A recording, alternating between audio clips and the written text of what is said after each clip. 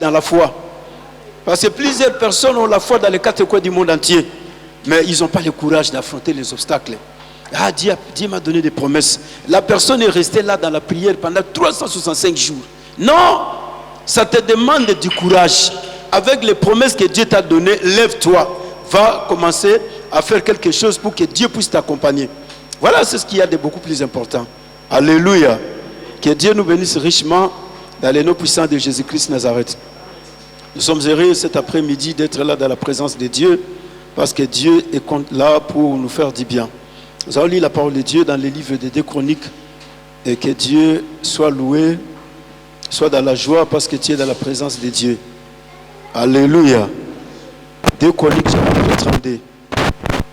Salut les frères et la sœur qui est à gauche, à droite. Dis-lui, prends. Dieu nous bénisse. 2 Chroniques chapitre 32. 2 Chroniques chapitre 32. Nous allons lire le premier verset jusqu'au 8e verset. 2 Chroniques chapitre 32, verset 1er jusqu'au 8e verset. Je lis la parole de Dieu, notre Seigneur Jésus-Christ Nazareth. Après ces choses et ces actes de fidélité, Paris Sanherib, roi d'Assyrie, qui pénétra en Juda et assiégea les villes fortes dans l'intention de s'en emparer. Ézéchias, voyant que Sanherib était venu et qu'il se proposait d'attaquer Jérusalem, tint conseil avec ses chefs et ses hommes vaillants, afin de boucler les sources d'eau qui étaient hors de la ville. Et ils firent de son avis. Une foule de gens se rassemblèrent et y bouchèrent toutes les sources et les ruisseaux qui coulaient au milieu de la contrée. Pourquoi, disait-il, les rois d'Assyrie trouveraient-ils à leur arrivée des eaux en abondance? Ézéchias prit courage, il reconstruisit la muraille qui était en ruine et l'éleva jusqu'au tour. Bâtit un autre mur en dehors, fortifia Milo dans la cité de David et prépara une quantité d'armes et de boucliers. Il donna des chefs militaires au peuple et les réunit auprès de lui sur la place de la porte de la ville. S'adressa à leur cœur. Il dit: fortifiez-vous et ayez du courage. Ne craignez point et ne soyez point effrayés devant les rois d'Assyrie et devant toute la multitude qui est avec lui. Car avec nous il y a plus qu'avec lui. Avec lui est un bras de fer. Mais avec nous l'Éternel, notre Dieu, qui nous aidera et combattra pour nous.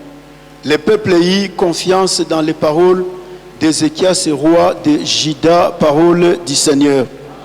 Alléluia. Voilà, que Dieu nous bénisse richement, notre Seigneur Jésus-Christ Nazareth. Nous sommes dans la continuité de la marche avec le Saint-Esprit de Dieu, parce que le Dieu qui nous a appelés, c'est le Dieu de la continuité. La mission de Dieu, c'est une mission de continuité. Ce n'est pas une mission qui s'arrête quelque part. Même si Jésus mourait et il s'en allait au ciel, mais la mission doit continuer. Même si Moïse mourait, il retourne au ciel, la mission doit continuer. Même si Noé n'est plus là, mais la mission de Dieu doit continuer. Alléluia. Donc c'est comme ça que toi et moi, nous sommes dans la continuité de la mission. Parce que le Dieu vivant, il a toujours eu des hommes et des femmes qui sont sur la terre des vivants pour la continuité de la mission. C'est pourquoi même le jour de la mort et de l'enterrement du prophète Élisée, il est parti, il était enterré avec la gloire de Dieu et la grâce de Dieu. Mais un jour, on est parti enterrer un homme qui a touché les os d'Élisée, et cet homme, il était ressuscité. Pourquoi? Parce que la mission de Dieu, c'est une mission de continuité. Alléluia. La parole de Dieu nous dit ceci. C'était pendant la période où Ézéchias était devenu roi de Juda. Et quand Ézéchias était devenu roi de Juda, Ézéchias, il a fait des choses. Et les choses qu'il avait fait, Ézéchias, il a reconstruit des murailles. Ézéchias, il a détruit les autels. Ézéchias, il a démoli tout ce qui était comme les hauts lieux où les peuples allaient pour adorer les idoles. Et Ézéchias, il a tout mis par terre. Il a mis tous les autels par terre. Il a mis tous les murs qu'ils avaient construits par terre. C'est-à-dire qu'Ézéchias, il a rétabli la maison de Dieu. Il a ramené le peuple de Dieu à retourner dans la maison de Dieu. Et Ézéchias, il a mis par terre les idoles, il a mis par terre les statues, tout ce qui était là, où les gens allaient pour les adorer et pour rendre gloire à tous ces dieux-là de cette époque, Moloch et tant d'autres. Alors, qu'est-ce qui se passe? Après qu'Ézéchias il fait tout ce travail, le roi d'Assyrie n'était pas content. Le roi d'Assyrie s'est mis en colère. Parce que lui, il était habitué d'aller adorer sur les montagnes. Et les Assyriens, les peuples d'Israël, les Judéens et tous les autres, ils étaient tous habitués de monter, aller adorer sur les montagnes.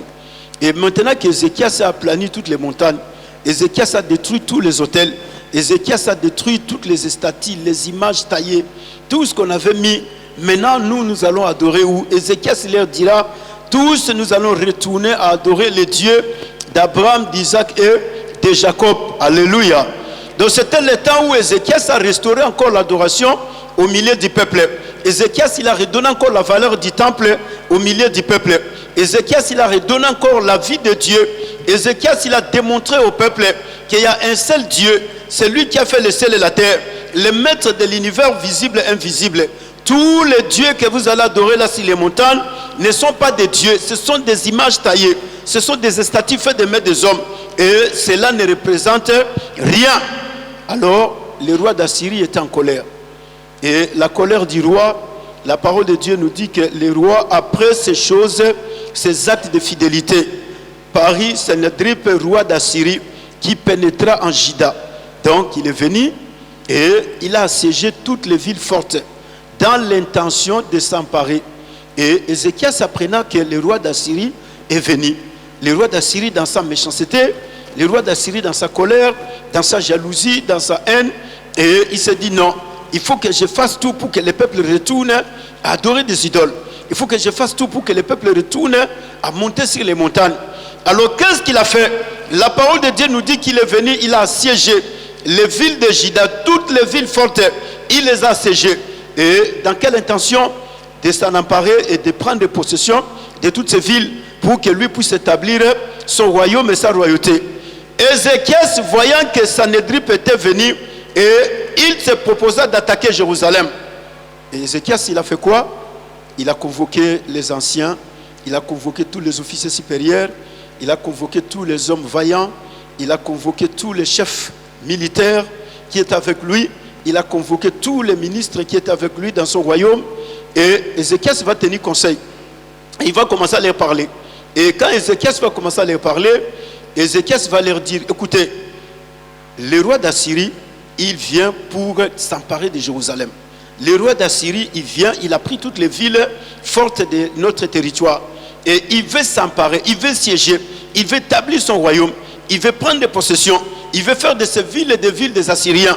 Mais ce que nous allons faire en premier, pour empêcher que le roi d'Assyrie ne puisse pas continuer à attaquer Jérusalem, ne puisse pas continuer à prendre possession de toutes les villes que nous avons, que l'Éternel Dieu nous a données, qu'est-ce que nous allons faire en premier? La parole de Dieu nous dit, Ézéchias dit, nous allons empêcher le roi d'Assyrie et ses militaires de ne pas aller puiser l'eau dans les sources. Donc nous allons empêcher toutes les sources d'eau pour qu'enfin qu'ils n'aillent pas. Donc voilà ce qu'Ézéchias propose de avoir en premier. Ézéchias se dit à ses chefs, à ses hommes vaillants, afin de boucher les sources d'eau qui étaient hors de la ville. Et ils firent de son avis. Une foule de gens se rassemblèrent et ils bouchèrent toutes les sources d'eau et les ruisseaux qui coulent au milieu de la contrée. Ézéchias va poser la question. Pourquoi, disait-il, le roi d'Assyrie trouverait-il à leur arrivée des eaux en abondance? Alléluia. Vous savez, dans la vie, tu peux passer 30 jours, 40 jours sans manger, ça ne va pas te poser problème. Mais si tu passes 2 jours sans boire d'eau, tu auras des problèmes sérieux. Alléluia. Donc tu peux passer 365 jours sans manger. Il y a un homme qui a fait cela, non? Vous le connaissez? Il a fait 365 jours sans manger. C'est le sceptre spirituel du bouddhisme. Comment il s'appelle? Dalai Lama. Il a passé 365 jours sans manger. Mais tous les jours, il prenait de l'eau. Et il a survécu jusqu'à l'âge des 100 et quelques années. Mais il a passé des 365 jours, il n'a pas mangé. Ça, c'est lui-même qui nous a dit, il a donné son témoignage. Un jour, il est venu ici en France, il a été reçu par le président François Hollande. Donc voilà, il y a des hommes comme ça dans le monde qui se disent, bon, moi, je vais passer un moment d'expérience par rapport aux choses que j'ai appris. Et Dalai Lama a fait cette expérience. Il a passé 365 jours sans manger, mais il buvait de l'eau. Jésus a passé cette expérience. Pendant 40 jours, il a passé des moments sans manger, mais Jésus prenait une petite quantité d'eau. C'est pourquoi vous voyez le jour où le diable est venu le tenter, le diable n'a pas proposé à Jésus que non, prends cette eau, fais quelque chose. Mais le diable lui propose, prends la pierre, que tu fasses de cela une nourriture pour toi, que tu puisses te nourrir. Parce que Jésus buvait d'eau pour donner la force au corps, l'énergie, parce que l'eau donne l'énergie dans le corps. Alors c'est pourquoi le roi Ézéchias dira, les militaires qui vont venir nous combattre, ils peuvent passer un mois, une semaine sans manger, mais s'ils ont une source d'eau où ils vont continuer à boire l'eau, ils auront la force de continuer à nous attaquer. Alors pour qu'ils n'aient pas la force de continuer à nous attaquer, nous allons boucher toutes les sources d'eau qui sont en dehors de la ville pour ne pas donner la force au roi d'Assyrie et ses militaires de continuer à venir nous attaquer. Et la parole de Dieu nous dit que tous les peuples firent de la vie du roi. Et ils sont partis, ils ont bouché toutes les sources. Et quand ils ont bouché toutes les sources, ils sont revenus. Et quand ils sont revenus, la parole de Dieu nous dit, Ézéchias prit courage et il a rebâti les murailles qui étaient détruites par le roi d'Assyrie. Ézéchias, il a rebâti la ville qui est appelée la cité de David. Il a remonté tous ces murailles-là. Et après avoir fait tout ce travail, Ézéchias, il va commencer à s'adresser au peuple. Il va parler aux chefs, il va parler aux officiers, il va parler aux militaires, il va parler à tous ces gens qui étaient là. Et la parole de Dieu nous dit, Ézéchias s'adressa à leur cœur. Il dit, fortifiez-vous et ayez du courage. Alléluia. Frères, si nous voulons que le diable ne continue pas à nous attaquer, nous devons boucher toutes les sources d'eau qui lui permettent de prendre de la force, de nous attaquer. Si nous voulons que les démons ne continuent plus à nous attaquer, nous devons boucher toutes les sources d'eau qui nous permettent de nous attaquer. Nous devons boucher tout cela. Si on va boucher toutes ces sources d'eau, et le diable n'aura pas le temps de venir nous attaquer. Les démons n'auront pas le temps de venir nous attaquer. Mais tu vas me poser la question, où sont ces sources d'eau aujourd'hui que nous allons boucher? Alléluia. Amen. Ces sources d'eau, ce sont des portes d'entrée que nous ouvrons pour permettre au diable de venir nous attaquer. Donc c'est-à-dire ce sont des moyens que nous donnons à Satan et ses agents, les démons, les sorciers et tous ces gens-là pour venir nous attaquer. Alors parmi ces sources d'eau, l'une d'elles s'appelle l'incrédulité. Parmi ces sources d'eau, l'autre s'appelle le doute. Parmi ces sources d'eau, il y en a très nombreuses que je ne saurais pas faire la liste. Alléluia. Ce sont des sources que nous ouvrons pour permettre au diable de venir nous attaquer. Les murmures, l'incrédulité, les doutes, le découragement, la désolation, la tristesse, toutes ces choses-là, ce sont des sources qui s'ouvrent pour permettre au diable et aux démons de venir nous attaquer. Tu peux continuer à faire la liste. Il y a quoi encore? Julie. Quoi encore? Alléluia. Il faut qu'on puisse boucher toutes ces sources d'eau pour ne pas permettre au diable de venir nous attaquer. Les soucis, c'est l'une des sources d'eau. Continue. Quoi encore? La peur, voilà, c'est l'une des sources d'eau. Quoi encore? La crainte, c'est l'une des sources d'eau qui permet au diable de continuer à nous attaquer. Mais Ézéchias dit quoi? Nous allons boucher toutes les sources d'eau. Pourquoi laisserons-nous ces sources? Pour que le roi d'Assyrie et ses militaires viennent boire à tout moment, pour qu'ils aient la force de nous attaquer. Frères et sœurs, il y a des choses qui nous arrivent dans la vie. C'est parce que nous donnons au diable les moyens de nous attaquer. Nous donnons au diable la possibilité. Nous lui ouvrons les sources et quand il boit, il prend la possibilité de continuer à nous attaquer. Alléluia. Tellement que ces sources sont très nombreuses, mais toi et moi, nous devons boucher ces sources-là pour empêcher au diable et ses démons de ne pas continuer à nous attaquer. Parce que quand nous tombons dans l'incrédulité, c'est une des sources que nous donnons l'eau au diable. Quand il boit, il a la force de nous attaquer. Quand nous tombons dans les doutes, c'est une source d'eau que nous ouvrons, nous donnons aux démons de continuer à nous attaquer. Quand nous tombons dans la peur, nous tombons dans toutes ces choses, les soucis, les murmures, tant d'autres choses. Le diable, il a l'eau, il boit, et ces démons, ils ont cette eau-là, ils boivent et ils prennent les moyens de continuer à nous attaquer. Mais nous devons faire tous les moyens possibles pour empêcher et fermer toutes ces sources d'eau-là. Alléluia. Le commérage, la jalousie, l'envie, la colère, il y en a tellement nombreuses ces sources-là. Mais écoutez, ce qui est beaucoup plus important, après avoir bouché les sources d'eau, Ézéchias il va parler au peuple. Et qu'est-ce qu'Ézéchias dit? Fortifiez-vous et prenez courage. Parce que le roi d'Assyrie est venu dans l'intention de nous siéger, dans l'intention de prendre nos villes en possession, dans l'intention de venir établir son royaume sur le territoire de Juda. Mais qu'est-ce que nous allons faire? Nous et vous, nous allons faire quoi? Fortifiez-vous et prenez courage. Frères et sœurs, il y a des choses qui sont très simples dans la vie, mais l'homme dans la nature humaine, depuis que Adam avait péché, jusqu'aujourd'hui, jusqu'à la dernière personne qui sera sur la terre des vivants, il y a des choses qui se passent dans la vie de l'homme. Quand les choses ne marchent pas selon ce que moi j'ai prévu, comme toi tu as prévu, comme toi tu as voulu, comme moi j'ai voulu, la première des choses que le diable enlève dans l'homme, c'est la force. Le diable, il enlève la force dans l'homme. Et la deuxième des choses, c'est le courage. Ce sont ces deux choses que le diable soustrait dans la vie de l'homme. Parce qu'il sait qu'avec la force, même quand nous sommes dans le monde physique, pas dans le spirituel, l'homme qui est fort, tout le monde a peur de lui. Quand il y a un boxeur qui passe ici, on nous dit non, c'est le boxeur du quartier. Et s'il est fort, tous nous avons peur. Hein?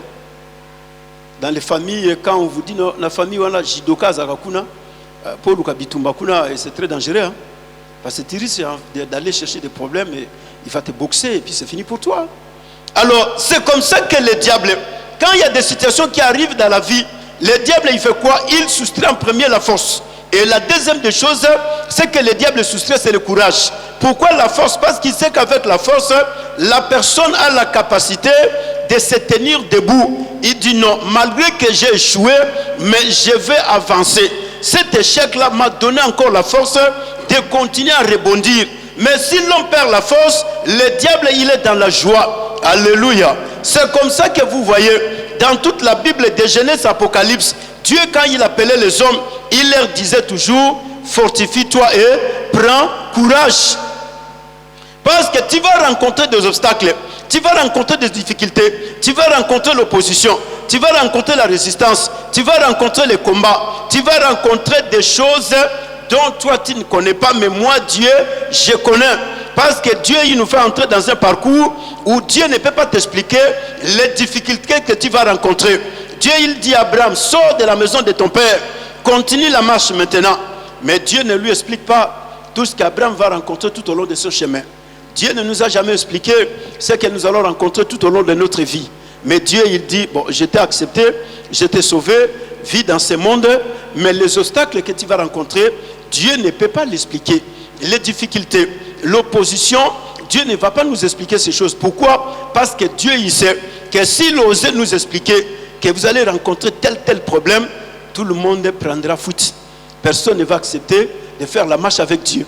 Abraham devrait reculer. Si Dieu expliquait à Isaac tout ce qu'il va rencontrer, Isaac devrait reculer. Si Dieu expliquait à Noé tout ce que Noé va rencontrer, Noé devrait reculer. C'est pourquoi Dieu ne nous explique rien. Mais Dieu, il nous dit, va, fortifie-toi et prends courage. C'est pourquoi Ézéchias le roi, il est en train d'exhorter son peuple. Il est en train d'exhorter les chefs militaires. Il est en train de dire à tous ces gens, fortifiez-vous et prenez courage. Parce que le roi d'Assyrie est là. Donc c'est le temps de se fortifier et de prendre courage. Se fortifier, c'est-à-dire se rendre fort. Celui qui se fortifie, il est en train de se rendre fort. Celui qui se fortifie, il est en train d'augmenter sa puissance. Celui qui se fortifie, il est en train de développer des capacités qu'il n'en avait pas. Dieu te donne une mission. Tu n'as jamais dirigé une brebis. Mais Dieu dit à Josué, c'est toi qui vas ramener ce peuple sur le territoire de Canaan. Mais Josué, depuis sa naissance, n'a jamais dirigé une brebis. Josué n'a jamais dirigé un bouc, même pas une poule. Mais maintenant, on lui donne une nouvelle mission. La mission, c'est de diriger tous ces peuples et tu vas les ramener sur le territoire de Canaan. Mais comment je vais le faire Dieu? Dieu lui dit, ne t'ai-je pas dit, n'ayez pas peur, fortifie-toi et prends courage. Dieu lui a répété cette phrase plus de 4 ou 5 fois. Pourquoi? Parce que c'est la force qui fera en premier que tu puisses te voir que je suis au-dessus de tous les obstacles que je vais rencontrer. L'opposition, la résistance, les gens qui vont s'apparaître pour me combattre. Mais quand tu es fort, tu verras que tu es au-dessus de tous ces hommes, au-dessus de toutes ces femmes. C'est ce qui manque aujourd'hui à l'église que toi et moi nous sommes. C'est-à-dire que quand nous faisons la marche avec Dieu, cette marche n'est pas une marche de facilité. Quand nous faisons la marche avec Jésus, ce n'est pas une marche de facilité. Tout n'est pas rose, mon frère, ma soeur. Dieu n'a pas tout prévu pour que tout ça soit une vie de luxe. Non. Dieu, il a prévu que nous allons rencontrer des blocages. Nous allons rencontrer des obstacles. Nous allons rencontrer l'opposition. Nous allons rencontrer des échecs. Nous allons rencontrer des chutes. Nous allons rencontrer des vallées. Nous allons rencontrer des montagnes. Nous allons rencontrer des ruisseaux. Nous allons rencontrer des sources. Nous allons rencontrer des océans et des fleuves. Mais dans toutes ces choses, la parole de Dieu dit, fortifiez-vous et prenez courage. C'est pourquoi Paul disait à Timothée, fortifie-toi dans la grâce qui est dans le Seigneur Jésus-Christ. Fortifie-toi, Timothée, parce que tu vas rencontrer des choses. Tu vas rencontrer l'opposition. Tu vas rencontrer des hommes qui vont te rejeter. Tu vas rencontrer la résistance. Mais dans toutes ces choses, toi, tu dois être fort. Alléluia. Donc, Dieu nous rend forts. C'est pourquoi la parole de Dieu nous dit, Paul s'est fortifié. Actes des Apôtres, chapitre 9. Gloire à Dieu. Que Dieu nous bénisse richement. Actes chapitre 9. Le verset 22. Que nous dit la parole de Dieu?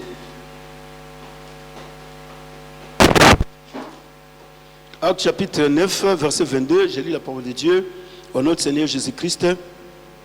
Cependant, Saul s'est fortifié de plus en plus. Amen. Cependant, Paul faisait quoi? Il s'est fortifié de plus en plus. C'est-à-dire que Paul devenait de plus en plus fort, malgré l'opposition des Juifs. Écoutez ce que la parole nous dit. Cependant, Saul s'est fortifié de plus en plus et il confondait les Juifs qui habitaient Damas, démontrant que Jésus est le Christ. Alléluia. Il s'est fortifié de plus en plus. Frères et sœurs, nous devons nous fortifier de plus en plus. Dieu, il a déjà tout accompli par Jésus-Christ sur la croix. Mais pour que nous puissions arriver là où Dieu veut que nous puissions arriver, nous devons nous fortifier. Tu dois te fortifier dans ton mariage. Tu dois te fortifier au travail. Tu dois te fortifier dans tout ce que tu fais. Paul s'est fortifié. Il y a eu l'opposition. Les Juifs s'opposaient. Les Juifs les disaient, mais toi, tu es un persécuteur. C'est toi qui as fait qu'Étienne soit tué un jour. C'est toi qui as fait qu'Étienne un jour soit démoli. C'est toi qui persécutais l'église.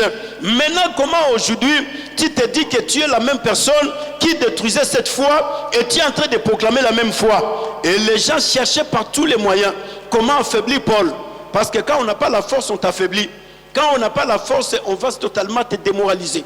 Et il amenait Paul à lui faire retourner dans le judaïsme. Et il s'opposait. C'est Paul qui prêche tout ce qu'il est en train de prêcher, c'est du mensonge. On ne peut pas croire à lui parce qu'on le connaît. C'est fils un grand persécuteur de l'église. Et parmi les hommes qui ont accepté la mort d'Étienne, lui il était là. Mais la parole de Dieu nous dit, Paul s'est fortifié de plus en plus. Et il faisait quoi? Il confondait les Juifs. Donc plus tu vas te fortifier, plus tu vas commencer à confondre tes ennemis. Plus tu vas te fortifier, plus tu deviens plus fort que tes ennemis. Plus tu te fortifies, tu deviens plus puissant que tes ennemis. Parce qu'en te fortifiant, Dieu t'augmente une nouvelle dimension de la puissance. En te fortifiant, Dieu te donne une nouvelle force. C'est pourquoi la parole de Dieu nous dit, Abraham s'est fortifié par la foi. Espérance contre toute espérance. La promesse que Dieu lui avait donnée, la promesse tardait. Mais la Bible dit quoi? Ne douta point par incrédulité. Il s'est fortifié par la foi et donna gloire à Dieu. Abraham s'est fortifié par la promesse que Dieu lui avait donnée. Abraham, il se réveille le matin, quand le diable vient pour lui faire douter les choses, il prend la promesse. Non, Dieu m'avait dit, Isaac naîtra un jour. J'aurai un fils. Il prenait cette parole, Abraham s'est fortifié par cette parole. Et Abraham, c'est comme ça qu'il a vaincu Satan. C'est comme ça qu'il a vaincu les démons. C'est comme ça qu'il a vaincu la stérilité. Frères et sœurs, c'est le temps qu'on doit se fortifier. Ce n'est pas le temps de regarder les choses de gauche à droite. Ce n'est pas le temps de dire, bon, qu'allons-nous faire? Oh, Jésus nous a déjà rachetés. Mais la mission que Jésus nous a confiée sur la terre des vivants, nous allons rencontrer des problèmes. Nous allons rencontrer des situations. Nous allons rencontrer des difficultés. Mais ce qui nous donnera la capacité d'avancer, c'est la force. Quand nous allons nous fortifier, c'est comme ça que nous allons avancer. C'est comme ça que nous allons vaincre nos adversaires. C'est comme ça que Paul dit, je fais tout par celui qui me fortifie. Alléluia. Donc je tiens par celui qui me donne la force. Celui qui me donne la force, c'est Jésus-Christ Nazareth. Nous nous fortifions par la parole de Dieu. Nous nous fortifions par l'exhortation. Raison pour laquelle il faut toujours exhorter les autres frères et sœurs. Colossiens chapitre 1.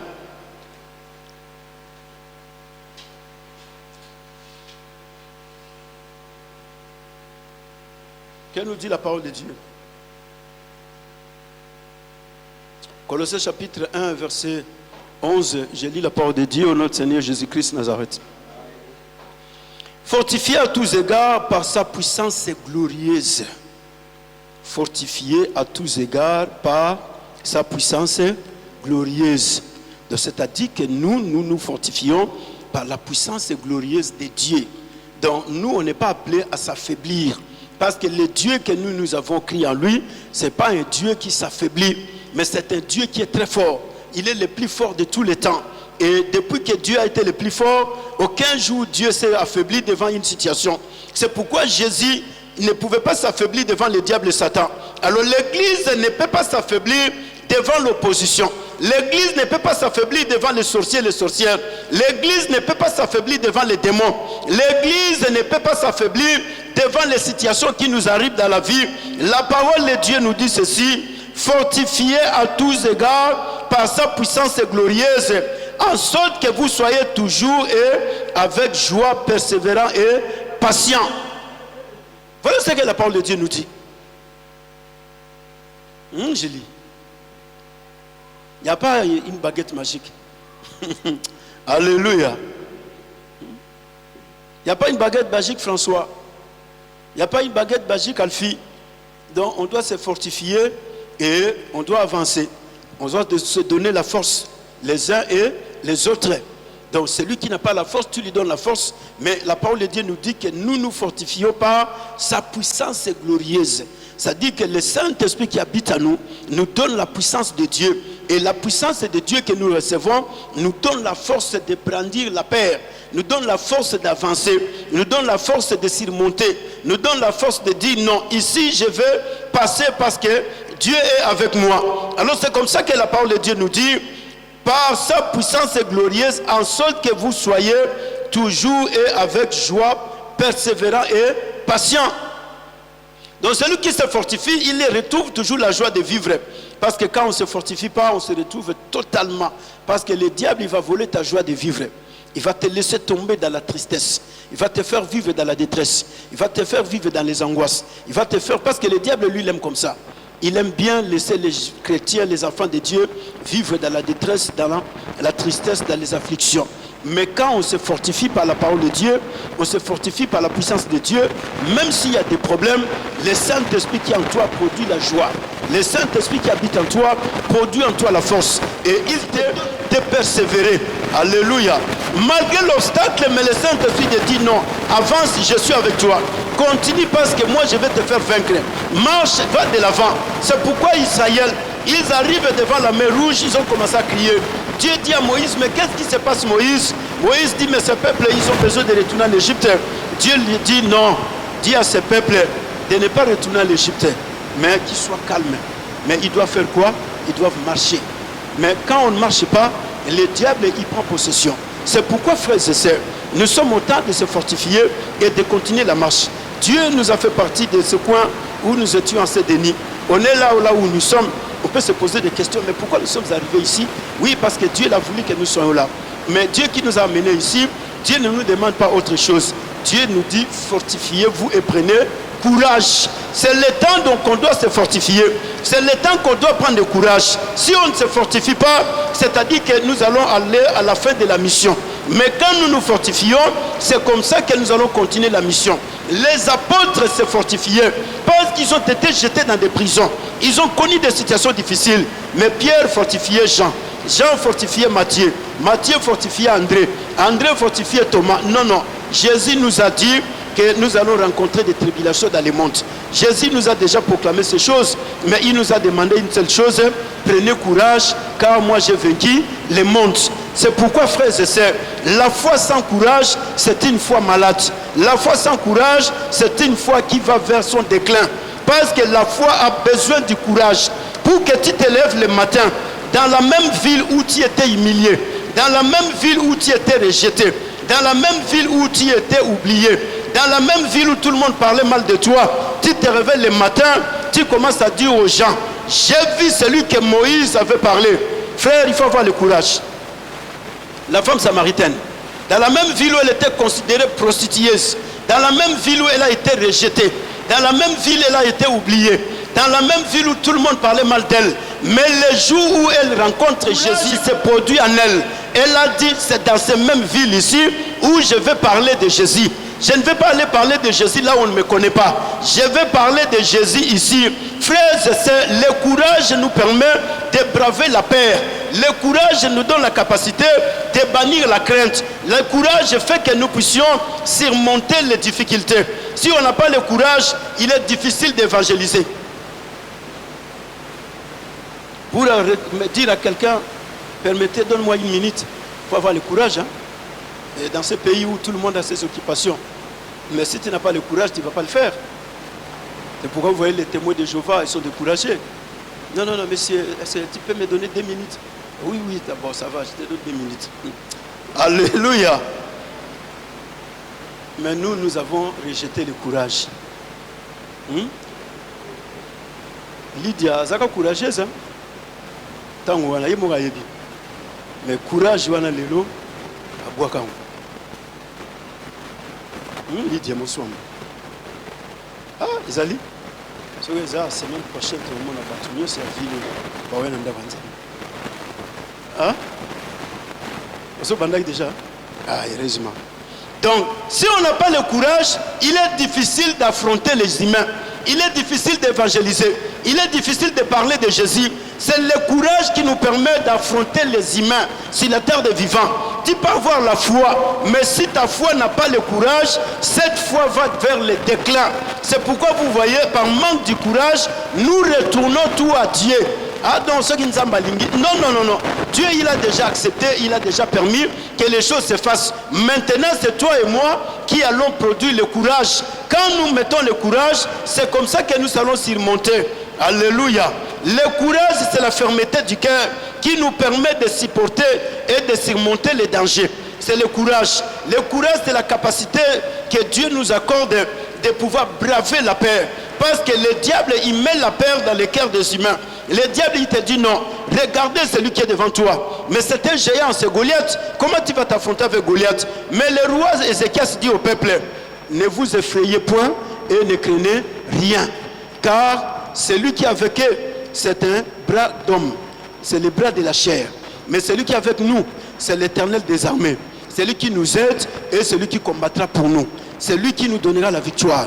Frères et sœurs, Dieu ne nous a jamais donné autre chose. Dieu nous a toujours rassuré sa présence. C'est pourquoi vous voyez, quand Dieu y parle, Dieu il dit: je suis avec toi. Va et tu vas vaincre. Dieu il ne te dira pas: non, je te donne l'argent. Non, non, non. Dieu te dira: va, je suis avec toi.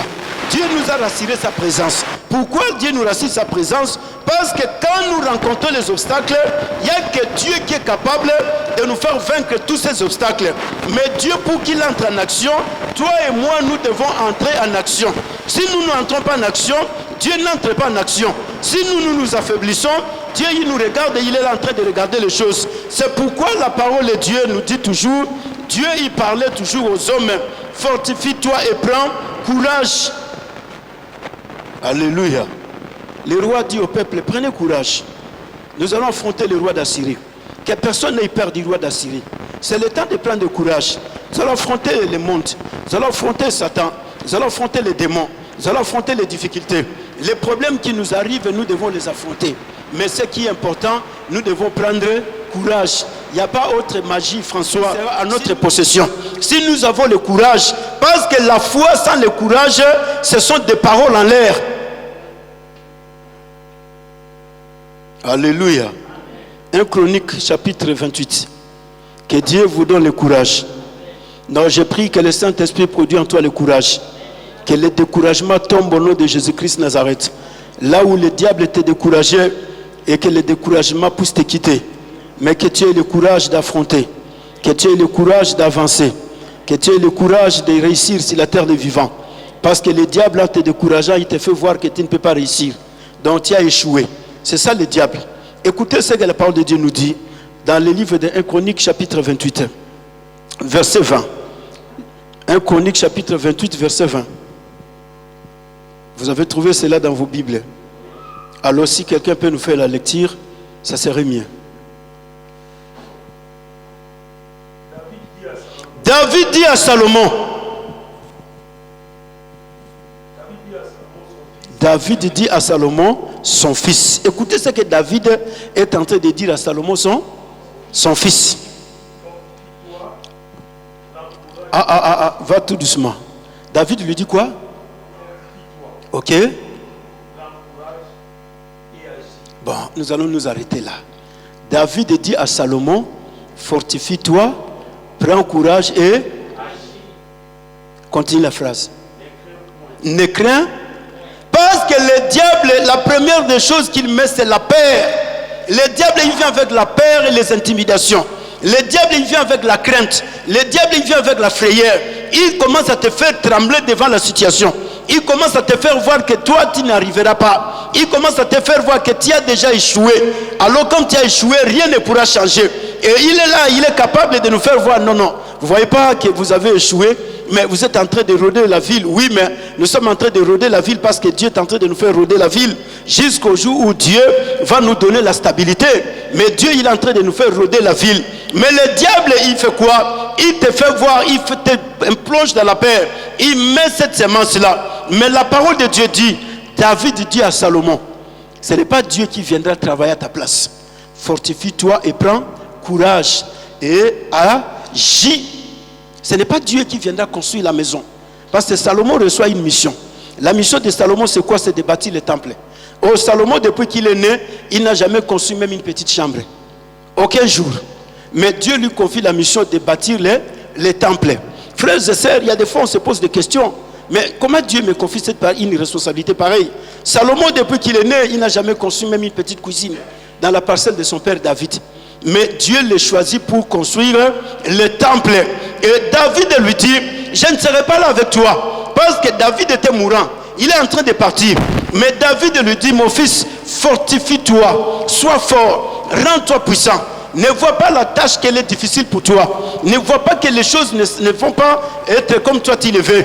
Mais fortifie-toi et prends courage. Parce que ce n'est pas Dieu qui viendra travailler.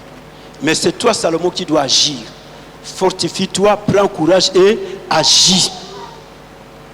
C'est pourquoi, frères et sœurs, nous sommes au temps de se fortifier, de prendre de courage et d'agir. Parce que celui qui a le courage, il pose des actes. Mais celui qui n'a pas le courage ne peut pas poser des actes. Alors c'est pourquoi Dieu, depuis qu'il a été Dieu, c'est que Dieu nous empêche que nous ne puissions pas tomber dans cela, c'est le découragement. Parce que le découragement, c'est l'œuvre du diable. Quand le diable nous plonge dans le découragement, c'est fini, la mission va s'arrêter. C'est fini, on ne va plus avancer. C'est fini, on ne fera plus rien. Pourquoi? Parce qu'en nous décourageant, le diable, il te présente que tu es incapable de faire quelque chose pour avancer. Le diable, il te présente l'incapacité de ta vie. Il te présente que tu n'es pas compétent. Tu es une personne incompétente. Cette responsabilité, tu ne peux pas l'assumer. Alors c'est pourquoi David dit, fortifie-toi et prends courage. Parce que c'est un garçon de 20 ans qui doit bâtir un temple pour l'Éternel. Mais David, son père, il connaît la faiblesse de son fils. Il dit non, ne considère pas tes faiblesses, mais fortifie-toi, prends courage et agis. Quand toi tu vas agir, c'est comme ça que Dieu il va t'aider. Quand toi tu vas entrer en action, c'est comme ça que Dieu aussi va entrer en action. Mais si toi tu n'agis pas, tu vas rester là. Dieu aussi, il est aussi Quand nous allons agir, c'est comme ça que Dieu fait en action. Si nous n'agissons pas, lui aussi il est là en train de regarder. Et il se dit, bon, papa va oser la gamme de ça là. On a ça là déjà. C'est qu'on va poser acte. Mettez-vous au travail. Posez des actes. Et c'est comme ça que David il va conseiller notre ami Salomon. David lui dit, l'Éternel Dieu, mon Dieu sera avec toi.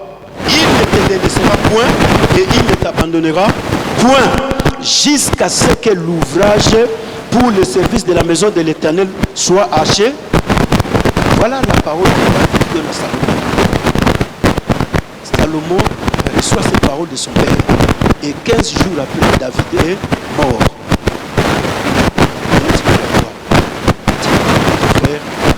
Salomon reprenait que la parole que son père lui avait donnée. Salomon récupérait cette parole. Papa avant de mourir, il m'a dit que je me faut me fortifier, que je prie pour. Venez, nous allons construire la maison de Dieu. Mais toi, tu n'as jamais construit même une petite chambre. Tu nous demandes de venir. Venez, nous allons construire la maison de Dieu. Frères et sœurs, c'est le temps d'agir. C'est le temps de se fortifier. Le Dieu de la mission, il a dit à David de dire à son fils, l'Éternel ne te délaissera point et il ne t'abandonnera point. La chose la plus importante pour nous, parce que Dieu ne nous a jamais abandonnés. Dieu ne nous a jamais délaissés. Dieu, il a juré de lui-même. Depuis l'éternité, il a juré dans sa parole. Je ne te délaisserai point et je ne t'abandonnerai point. Je serai avec toi. Même dans tes faiblesses, je serai avec toi. Dans tes incapacités, je serai avec toi. Dans tes difficultés, je serai avec toi. Pourquoi je serai avec toi? Parce que c'est moi qui te fera que tu puisses réussir la mission. Tu dois réussir la mission, mais moi je vais t'aider. C'est pourquoi le roi Ézéchias il a dit, l'Éternel notre Dieu nous aidera et il combattra pour nous. Mais l'Éternel est avec nous. Ne craignez pas le roi d'Assyrie. Frère, nous ne sommes pas autant de trembler devant les magiciens. On n'est pas autant de trembler devant les sorciers et les sorcières. On n'est pas autant de trembler devant les chefs spirituels, les gourous et tous les faux prophètes. On n'est pas à ce temps-là de trembler devant les charlatans, les marabouts, les occultistes, les voyants et tous les autres. Non, nous ne sommes pas devant ce temps, mais nous sommes au temps de prendre du courage et de les affronter. Nous sommes au temps de prendre du courage et d'agir. Nous sommes au temps de se mettre au travail. Nous sommes au temps de se lever à l'évangélisation parce que Dieu est avec nous. Dieu, il nous accompagne dans tout ce que nous faisons. Dieu ne nous a jamais abandonnés. Jésus, il nous a rassurés. Je ne vous laisserai point et je ne vous abandonnerai point. Je serai avec vous jusqu'aux extrémités de la terre. Donc même dans la prison, je suis avec toi. Même si tu te retrouves sur le lit de la maladie, je suis là. Même si tu te retrouves dans un coin où tu n'es pas connu, moi je suis là. C'est pourquoi mon frère, ma soeur, nous sommes au temps de prendre le courage. On n'est plus au temps de se décourager. Parce que Dieu il compte sur nous. Dieu il attend beaucoup sur toi. Dieu il attend beaucoup sur moi. Dieu il attend beaucoup sur tous les fils et les filles de Dieu. Nous avons la maison de Dieu à bâtir. Mais pour bâtir la maison de Dieu, ça nous demande la force et le courage. Ça nous demande que nous puissions agir. Ce n'est pas Dieu qui viendra pour arranger les chaises ici. Mais il faut qu'il y ait un homme qui arrange les chaises. Voilà pourquoi vous voyez Bovic, il est en train d'agir. Ce n'est pas Dieu qui viendra filmer ici, mais c'est pourquoi vous voyez Jeff, il est en train de filmer. Et si le frère François ne produisait pas le courage de jouer à la batterie resterait comme ça. Alors qu'est-ce qui se passe? Les gens se disent, ah, c'est parce que vous avez appliqué le courage. Ce courage, c'est comme ça que non, Dieu nous a rendus tous capables de faire les choses. Mais le problème, c'est quoi? C'est d'appliquer le courage. Quand nous allons appliquer le courage et nous allons agir, c'est comme ça que nous allons réussir et avancer avec Dieu. Alléluia. Il y a deux personnalités de la Bible qui sont les plus courageuses. Et il y a 200 personnes dans la Bible dont la Bible a qualifié de courageux. Mais il y a deux personnalités les plus courageuses de la Bible. Vous les connaissez, n'est-ce pas? Il y a deux personnalités les plus courageuses. Mais il y a 200 courageux dans la Bible.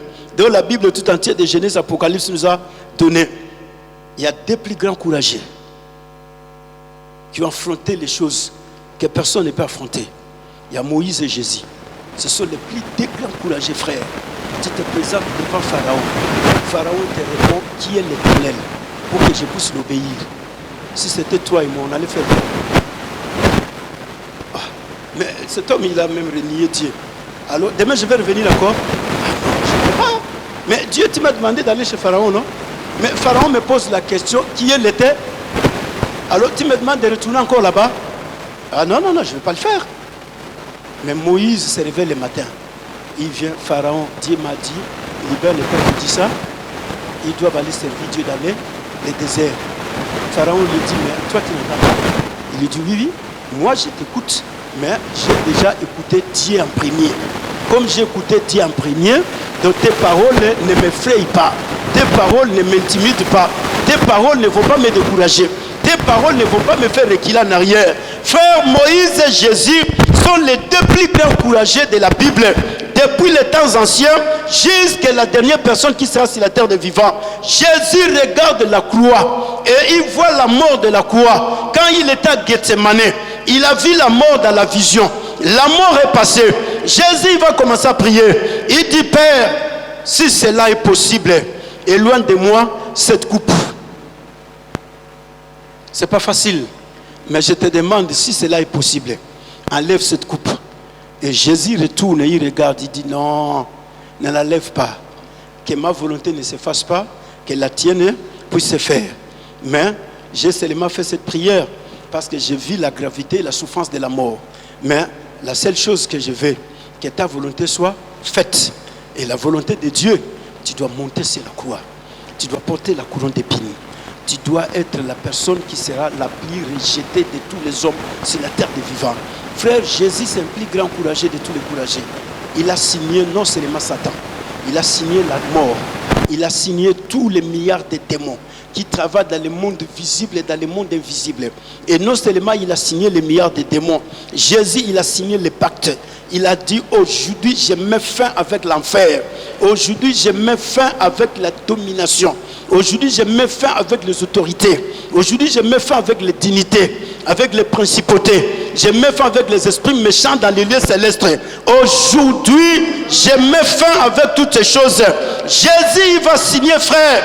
Oh, celui qui a le courage, c'est quelqu'un qui donne sa vie au risque. Il est en train de payer sa vie et risquer. Parce que celui qui ne risque rien ne peut rien gagner sur la terre des vivants. Jésus va risquer la mort pour qu'enfin que toi et moi nous soyons gagnés aujourd'hui. Jésus va risquer tout ce qu'il a risqué sur la croix. C'est pourquoi, frères et sœurs, pour que nous puissions avancer avec Dieu, nous devons risquer. Si nous ne risquons rien, nous n'allons pas réussir.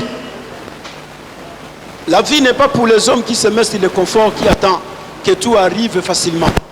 La vie n'est pas pour ces hommes-là. La vie n'est pas pour ces femmes-là. La vie est pour les hommes qui appliquent leur courage et qui risquent leur vie. C'est pourquoi vous voyez, il y a des jeunes qui quittent en Afrique, ils acceptent de risquer la vie dans la mer. Habitez Tina Okoma Poto. Alléluia. Malgré que les eaux ont englouti les autres, mais moi je vais y aller. Moni, Shekina Okoma. Parce que c'est un courageux. Il a marché à pied du côté de Thessalonique à Tamboli Bamboke Belé. Alléluia. C'est pourquoi nous les chrétiens, ce qui nous fait défaut aujourd'hui, nous croyons que Dieu va continuer à tout faire à notre place. Vous se dites, quand nous allons agir, c'est comme ça que Dieu va entrer en action. Même quand on te combat, tu n'as pas besoin de pleurer, mais tu as besoin de comprendre que l'éternel Dieu est avec moi. Et comme l'éternel est avec moi, je fais quoi? Je me lève dans la prière. Je ne vais pas rester là à pleurer parce qu'il y a des gens qui me combattent. Je ne reste pas là à regarder les choses. Mais Salomon doit agir. David lui dit, agis mon fils. C'est nous qui allons agir, frères et sœurs, pour qu'enfin que Dieu sauve nos familles. Pour que Dieu sauve les hommes en France, pour que Dieu sauve les milliards de familles, c'est nous qui allons agir. Pour que Dieu donne la stabilité, c'est nous qui allons agir. C'est toi qui dois aller à l'école pour étudier. C'est toi qui dois te faire former. Ce n'est pas Dieu qui va aller à l'école à ta place. Non. Il faut que tu puisses agir. Ce n'est pas Dieu qui viendra éduquer tes enfants. Non. Il faut que toi tu puisses agir pour éduquer les enfants. Sinon tu vas retourner. Ah, Nzambe osalinga boypoani. Oh. C'est ngam na salio. Na pesa yo bana wana, na pesa ba capacité oboko la bango. Siko zotu nga susu na salio boypona. Non, ça faut na ngate. Je ne suis pour rien. Alléluia. C'est pourquoi, frères et sœurs, c'est Dieu qui fait les choses, mais Dieu attend que nous puissions mettre un premier pas. Et quand nous mettons le premier pas, Dieu il nous accompagne. Mais quand nous ne faisons pas le premier pas, Dieu il reste là en train de nous observer.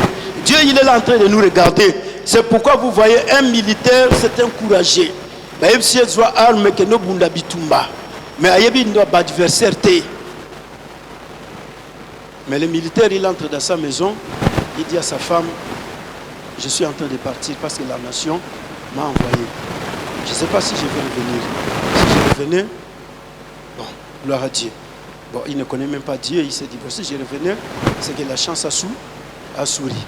Alors si je ne venais pas, garde les enfants et que tu pousses les héberger. Le militaire, il prend l'arme et il s'en va à la guerre. Et là où il s'en va, il ne connaît pas le nombre des adversaires qui l'attendent. Mais comme c'est un courageux, il a pris l'arme. C'est pourquoi dans la Bible, il y a deux courages. Il y a le courage militaire et il y a le courage civil. Alléluia. Amen. Dieu, il a donné deux courages. Le courage militaire et le courage civil. Donc, peut-être que vous allez vous poser des questions, mais je vais lire ce verset pour que tu sois éclairci. Deutéronome. Dieu, il a tout écrit dans la Bible. Hein? J'aime bien Dieu. Alléluia. Que Dieu te donne le courage. Nous devons avancer. Nous devons vaincre. Et avec Jésus-Christ, nous sommes des victorieux. Deutéronome chapitre 20, versets 8 à 9. Qu'est-ce que nous dit la parole de Dieu? Alléluia. Il y a le courage militaire et le courage ici. Et vous allez découvrir cela. Deutéronome chapitre 20, versets 8 à 9. Les officiers continueront à parler au peuple et diront: celui qui a peur et manque du courage, qu'il s'en aille et qu'il retourne chez.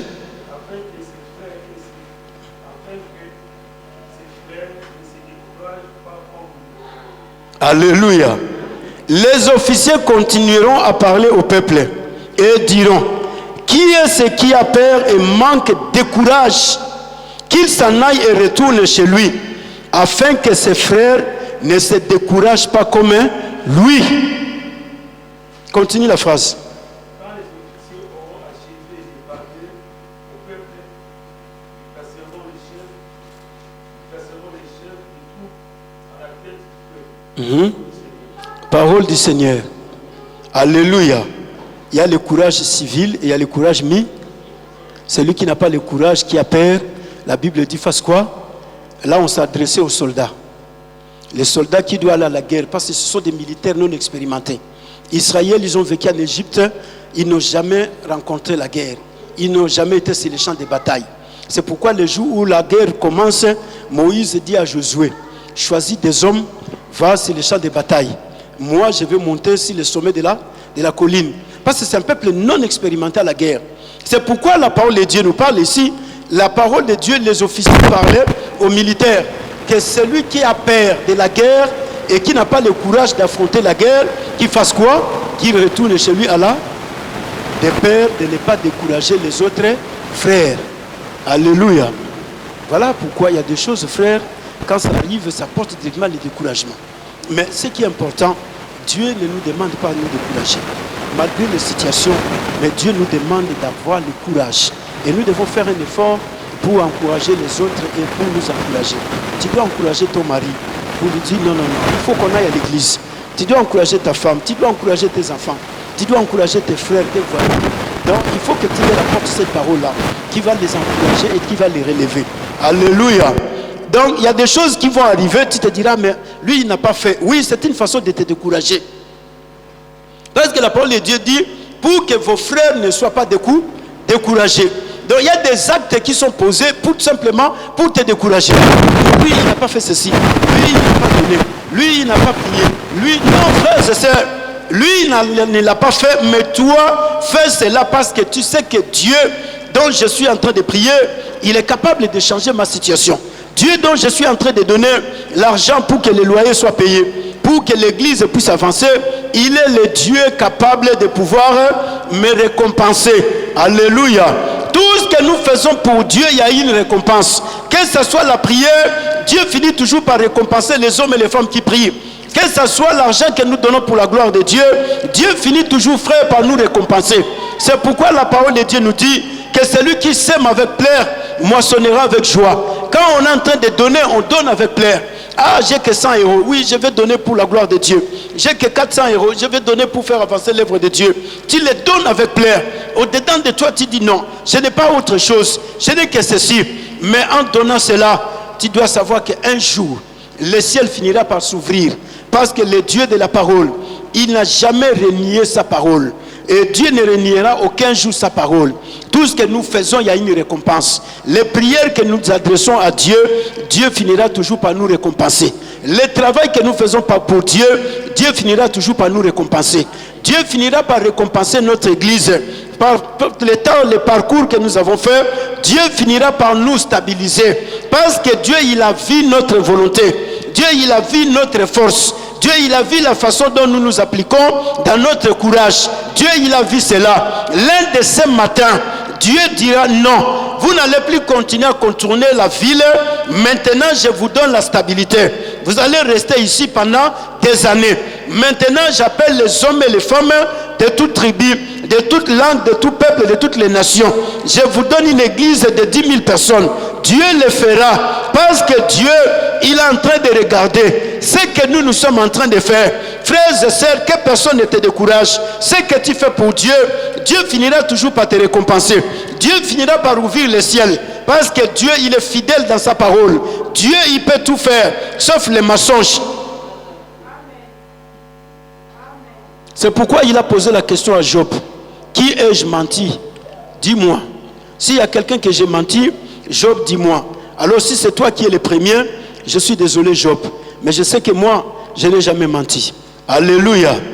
Ephésiens chapitre 3, gloire à Dieu. Nous allons prier. Que le Saint-Esprit te fortifie. Alléluia. Que le Saint-Esprit te donne la force d'avancer.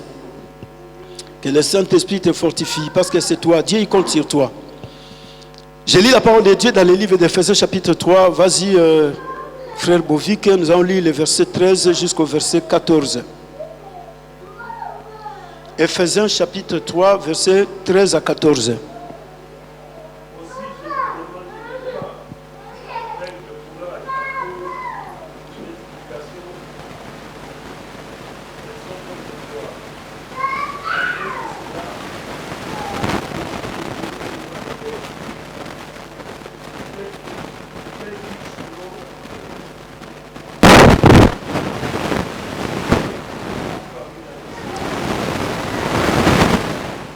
Non.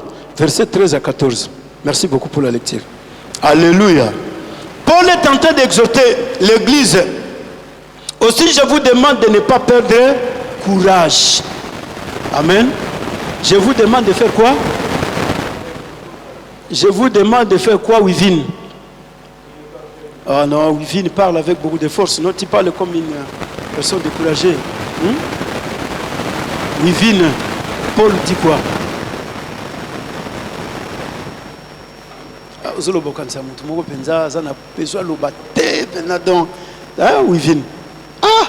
Mais tant que il a ciel, il y a des mongo et bimaka. Mais ah ouais, ne pas perdre le courage. Alléluia. Écoutez la parole de Dieu. Paul dit ceci. Aussi, je vous demande de ne pas perdre courage. Pourquoi Paul dit à cause des tribulations, pour vous, elles sont votre gloire. À cause de cela, j'ai fléchi les genoux devant le Père de notre Seigneur Jésus-Christ, duquel tire son nom toute famille dans les cieux et sur la terre. Alléluia. Frères et sœurs, Paul est en train d'exhorter l'église d'Éphèse. Paul dit, ne perdez pas courage, parce que quand il est en train d'écrire cette lettre, lui, il est en prison. Et quand les Éphésiens, ils ont appris que cet homme qui nous a prêché la parole de Dieu ici, cet homme dont Dieu a utilisé avec des miracles extraordinaires, cet homme se trouvait en prison.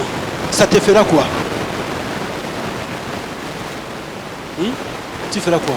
On te dit non, le pasteur Emmanuel est en prison. Tu feras quoi? Tu vas te décourager, non? Ah, même lui qui m'a prêché Jésus, il est parti encore en prison. Ah, mais c'est pas sérieux. C'est que Jésus, il est injuste. Comment il a permis que cet homme aille en prison? Cet homme dont Dieu a utilisé ici à Éphèse, il y avait des dianes ici, il y avait des idoles, il y avait des déesses ici, il les a fait tomber par terre. Il nous a porté l'évangile. Il nous a dit Jésus est Seigneur et Sauveur. Et Jésus a sauvé des milliards de vies. Les gens venaient, mettaient des mouchoirs dans son corps. Ils allaient là où se trouvaient les malades étaient guéris. Mais cet homme se trouve en prison aujourd'hui. Paul dit, ne vous découragez pas. Ne perdez pas courage à cause de mes afflictions, à cause de mes tribulations, à cause de ma prison. Ne perdez pas courage. Mais Paul va leur dire, à cause de cela, j'ai fléchi mes genoux. Alléluia. Frères et sœurs, on n'est pas autant de perdre de courage. On n'est pas autant de se décourager. On n'est pas autant de plonger dans la peur. Mais nous sommes autant de prendre de courage. De savoir que Paul est en prison, mais Jésus-Christ est avec nous. De savoir que nous devons continuer la marche, mais que personne ne puisse te corrompre. Ne perds pas courage à cause des difficultés de la vie. Ne perds pas courage à cause des problèmes de la vie. Ne perds pas courage à cause des combats que tu es en train de traverser. Mais tu dois savoir que dans ce combat, tu es plus que victorieux. Dans ce combat, Jésus-Christ a déjà tout vaincu. Dans ce combat, je suis toujours la tête et non la queue. Dans ce combat, je suis triomphateur. Parce que celui qui a tout triomphé a fait de moi triomphateur. C'est pourquoi la parole de Dieu nous dit, grâce soit rendue à Dieu, celui qui nous donne la victoire par notre Seigneur Jésus-Christ. Alléluia. Ne perdez pas courage parce que tu es malade. Ne perdez pas courage parce que tu te retrouves sur le lit de l'hôpital. Ne perds pas courage parce que tu es en prison. Ne perds pas courage parce que tu n'as pas de travail. Ne perds pas courage parce que tu n'as pas de papiers. Ne perds pas courage parce que tu n'es pas encore marié. Ne perds pas courage parce que tu n'as pas d'enfant. Ne perds pas courage parce que tu n'as pas de maison. Ne perds pas courage parce que tu n'as pas ceci. Mais la parole de Dieu nous dit, cela est votre gloire. Dieu, il se glorifie même dans nos souffrances. Dieu, il se glorifie même dans nos problèmes. Dieu s'est glorifié un jour dans la vie de Daniel. Daniel est parti dans la fosse au lion. Daniel, c'est un prophète. Alléluia. Le prophète est jeté dans la fosse au lion.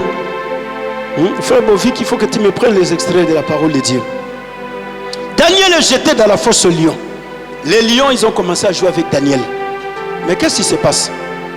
Parce que les lions, ils sont en train de respecter la parole de Dieu. Celui qui reçoit un prophète recevra la récompense des pauvres. Alléluia. C'est pourquoi Daniel Balion Bagoli a été. Parce que les lions, ils ont reçu un prophète dans leur cage. Les lions, ils ont reçu les prophètes. Celui qui reçoit les prophètes en qualité de prophète recevra la récompense de. Alors les prophètes étaient dans les cages avec les lions. Les lions, ils ont commencé à parler avec Daniel. S'il y avait de l'eau, ils ont partagé cette eau avec Daniel. S'il y avait à manger, ils ont mangé avec Daniel. Tout ce qu'ils ont fait ce jour-là, ils l'ont fait avec Daniel. Et les lions, ils sont là pour manger les corps des humains. Les lions, ils sont là pour tuer. Mais ce jour-là, ils n'ont pas tué Daniel. Ce jour-là, ils n'ont pas mangé Daniel. Et ils ont gardé Daniel. Maintenant, le roi, il dit qu'on fasse sortir Daniel. Daniel est sorti de la fosse au lion. Le roi voulait partir. Les lions lui posent la question. Mais tu nous laisses comme ça? Alléluia. Le roi dit, mais je vais faire quoi? Ils ont dit, mais nous avons respecté la parole de Dieu. Celui qui reçoit les prophètes en qualité de prophète reçoit la récompense des pauvres. Nous avons reçu la récompense des prophètes chez Daniel. Mais maintenant, il faut que toi aussi tu fasses quelque chose pour nous. Parce que nous, on est habitués à manger les humains. Nous déchirons les corps des humains. Donc nous, on ne peut pas rester comme ça. Et Dieu va parler au roi. Les lions, ils ont raison. Prends tous ceux qui ont jeté Daniel dans la fosse au lion pour que les lions poussent les bois. Ah là là là là. Est-ce que tu peux acclamer Jésus? Acclame le roi des rois. Oui, mon frère, ma soeur. Satan est habitué à tuer les gens. Mais Satan ne te tuera pas.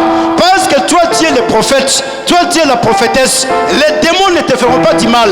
Parce qu'il est écrit dans la parole de Dieu, ne touche pas mes oins et ne fais pas du mal à mes serviteurs. C'est pourquoi Daniel, ce jour-là, les lions ne pouvaient pas les bouffer. C'est pourquoi Satan, il a tout fait pour te tuer, mais il n'arrive pas à te tuer parce que Satan te reçoit en qualité de prophète. Là, tout ce qui se passe te reçoit en qualité de prophète. Les sorciers n'arrivent pas à te tuer parce qu'ils te reçoivent en qualité de prophète. C'est pourquoi tu n'as pas besoin d'avoir peur.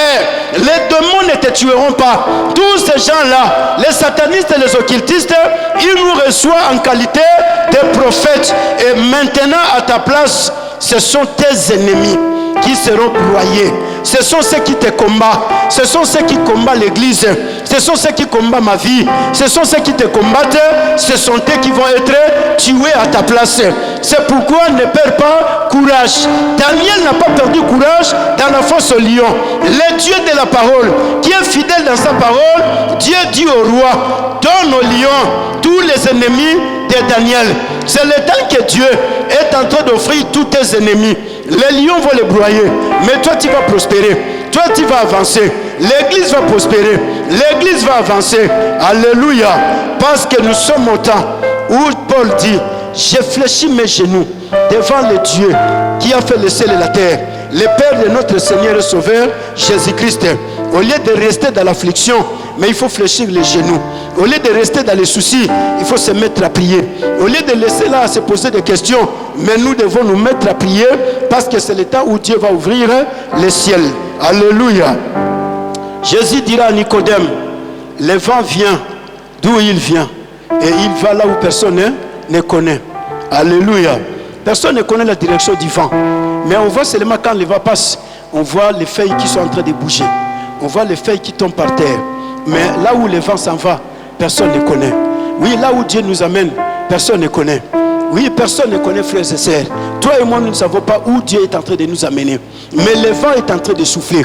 Et quand le vent souffle, le vent en passant, il ramasse toute la saleté.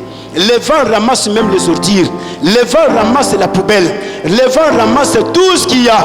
C'est pourquoi le vent, quand il est en train de souffler, c'est le temps que le vent est en train de souffler dans nos vies. C'est le temps que le vent est en train de souffler dans l'église. Le vent dont je suis en train de parler, je parle du Saint-Esprit. Le Saint-Esprit est en train de souffler. Et quand le Saint-Esprit souffle, il ramène toute la saleté. Il enlève tous les ordures. Il enlève tout ce qui n'est pas de lui. Le Saint-Esprit enlève cela. Pourquoi? Parce qu'il doit établir ce qui est à lui. C'est pourquoi nous sommes dans ce temps. Frère, toi et moi qui sommes là, le Saint-Esprit est capable de nous utiliser à bouger la France. Le Saint-Esprit est capable d'être utilisé à changer la vie des milliards d'hommes et de femmes dans ce pays. Mais le problème, considère-toi comme Salomon. Fortifie-toi et prends courage. Agis. Par toi, le Saint-Esprit va changer ta famille. Par toi, le Saint-Esprit va élever ta famille. Par toi, le Saint-Esprit va changer la vie de ton mari, de ta femme et de tes enfants, la vie de tes voisins et voisines, la vie de tes collègues. Oui, parce que le Saint-Esprit est en train de souffler. Le Saint-Esprit t'amène dans une nouvelle dimension. Lève-toi parce que je suis en train de proclamer cette parole pour toi. Oui, je suis en train de le déclarer. Tu n'es pas n'importe qui. Tu es le choix de Dieu. Alléluia. Tu es le choix de Dieu. Dieu t'a déjà choisi. Et qui va t'arrêter? Qui va t'empêcher? Qui va te bloquer? Personne ne peut bloquer le vent. Oh, toi tu es le vent. Alléluia. L'église est un vent. Qui peut arrêter le vent? Élève tes mains. Élève tes mains. Tu es un vent qui est en train de souffler. Oui, que le Dieu de la grâce t'accorde sa grâce. Cet après-midi, je prie que Dieu te donne la force. Là où le diable t'a affaibli, mais je prie que Dieu te donne la force. Que tu sois fort devant tes ennemis. Que tu sois puissant devant tes ennemis. Que tu sois fort devant les épreuves. Que tu sois forte devant les circonstances. Dans le nom puissant de Jésus-Christ Nazareth, j'ai prié que Dieu te donne le courage. Au-dessus de ta foi, que Dieu t'augmente le courage. Le courage qui va te permettre d'affronter les obstacles. Le courage qui te permet d'avoir la victoire. Le courage qui te permet de réussir sur la terre des vivants. Oui, parce que toi, tu dois réussir. Tu ne peux pas échouer. Dans le nom puissant de Jésus-Christ Nazareth, que le Saint-Esprit de Dieu te donne le courage pour qu'enfin que tu puisses bâtir la maison de Dieu, pour que tu puisses changer les choses dans ta famille, dans ta ville, là où tu es. Dans le nom puissant de Jésus-Christ Nazareth, que le Dieu du ciel, oui, ouvre le ciel pour toi, que Dieu te fasse propulser, que le découragement tombe maintenant. Dans le nom puissant de Jésus-Christ Nazareth, que la démoralisation, que la fatigue tombe maintenant. Le diable ne peut pas toucher à ta vie parce que toi, tu es le vent. Les démons ne vont plus toucher à ta vie. Le diable ne va plus toucher à l'église parce que l'église est un vent qui est en train de souffler. Dans le nom puissant de Jésus-Christ Nazareth, ta vie souffle maintenant. Oui, commence à parler. Ta vie souffle maintenant. Tu es en train de souffler maintenant. Oui, un vent nouveau est en train de souffler maintenant. La gloire de Dieu est en train de souffler maintenant. Dieu, il est en train de te restaurer. Dans le nom puissant de Jésus-Christ Nazareth, Dieu, il est en train de restaurer tout ce qui était détruit en toi. La gloire de Dieu, oui, est en train d'agir. Alléluia. Oh Dieu de la parole. Oui, là où tu te sentais malade, que tu sois totalement guéri. Dans le nom puissant de Jésus-Christ, là où tu te sentais malade, quel que soit le nom de la maladie, que tu sois guéri. Là où tu étais bloqué, que tu sois délivré. Là où tu étais empêché, que tu sois libéré maintenant. Sois totalement guéri au nom de Jésus-Christ. Sois totalement restauré. Tu vas enfanter parce que Dieu est avec toi. Tu vas te marier parce que Dieu est avec toi. Tu vas réussir parce que Dieu est avec toi. Tu seras, oui, cette tête-là, que tout le monde parlera de toi. Dans le nom puissant de Jésus-Christ, tu auras des papiers, tu auras la stabilité dans cette nation. Oui, Dieu est avec toi. Aujourd'hui, demain, à jamais. Oui, le Dieu vivant, celui qui a fait de Salomon un homme fort sur la terre des vivants. Que Dieu fasse de toi un homme fort et une femme forte. Dans le nom puissant de Jésus-Christ Nazareth, qui est notre unique Seigneur et Sauveur. J'ai ainsi prié. Alléluia. Merci.